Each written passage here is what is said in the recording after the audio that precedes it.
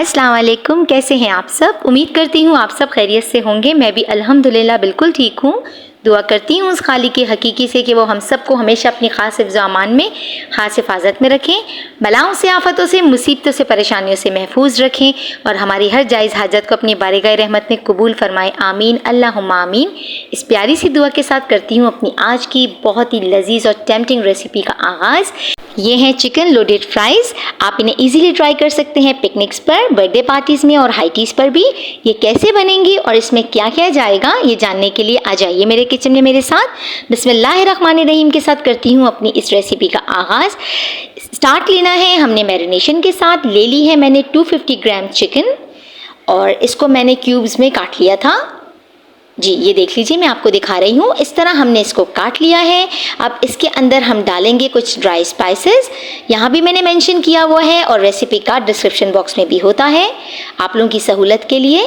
फिर मैंने डाला है 1 teaspoon vinegar, 1 teaspoon soya sauce और अब डाल रही हूँ 1 टीस्पून ही चिली सॉस।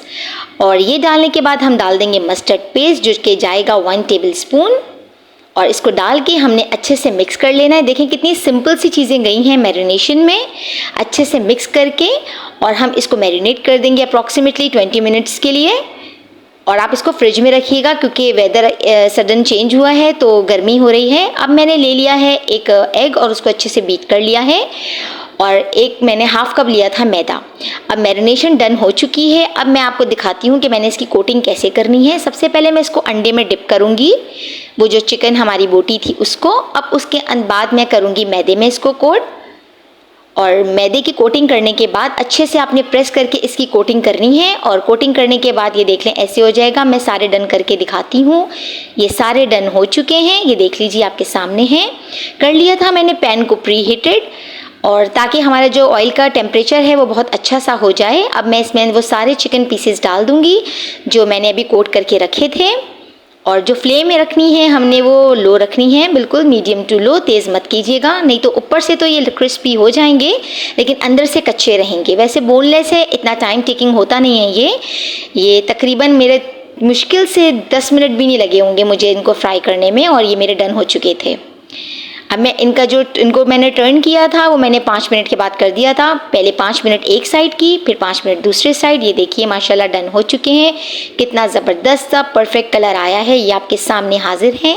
ये देखिए इसी तरह का हमें चाहिए। टाइम बहुत जो है हमारा मैटर करता है रेसिपी में।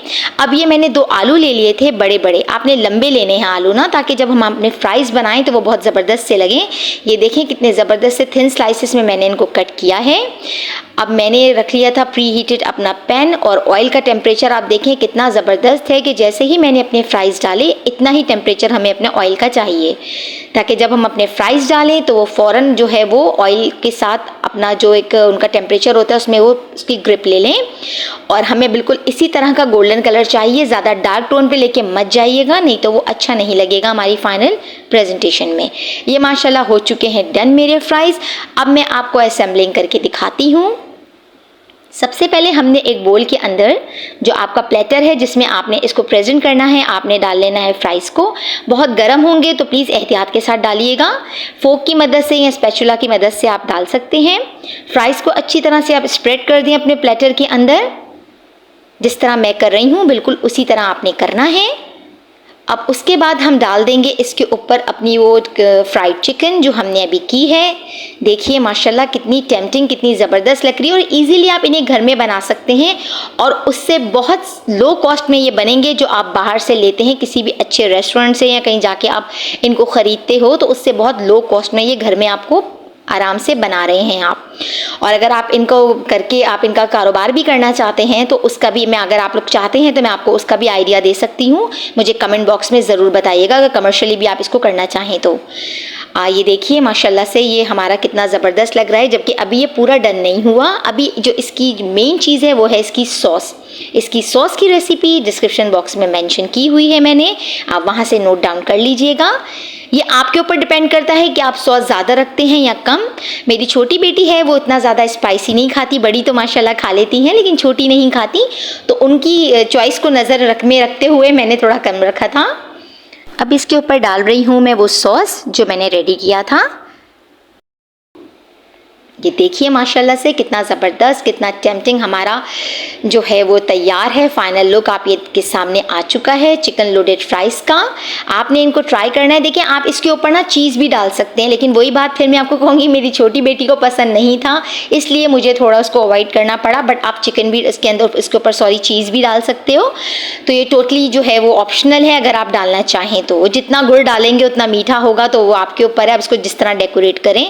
बट मेरे लिए ये मोर देन इनफ था, क्योंकि बच्चे खा रहे थे, बच्चों को एंजॉय करना चाहिए। और हर वक्त चीज़ भी इतना ज़्यादा वो कोई इतनी हेल्दी चीज़ तो होती नहीं है कि हम उसको हर चीज़ में अप्लाई करें, तो कभी कभी ऐसी चीज़ों को अवॉइड भी करना चाहिए। मैं उम्मीद करती हूँ मेरे प्यारे प्यारे व्यूवर्स को मेरी ये रेसिपी बहुत पसंद आई होगी। आपने इसको ट्राई करना है, देना है मुझे अपना पॉजिटिव फीडबैक। रहें इसी तरह मेरे साथ, अपना प्यार अपनापन मोहब्बत देते रहें जैसे दे रहे हैं। मुझे बहुत खुशी हो रही है आप लोगों के इतने प्यारे प्यारे कमेंट्स पढ़कर, इतना सपोर्ट दे रहे हैं आप लोग माशाल्लाह मुझे। मैं उम्मीद करती हूँ मेरी हर रेसिपी की तरह ये रेसिपी बहुत पसंद आई होगी।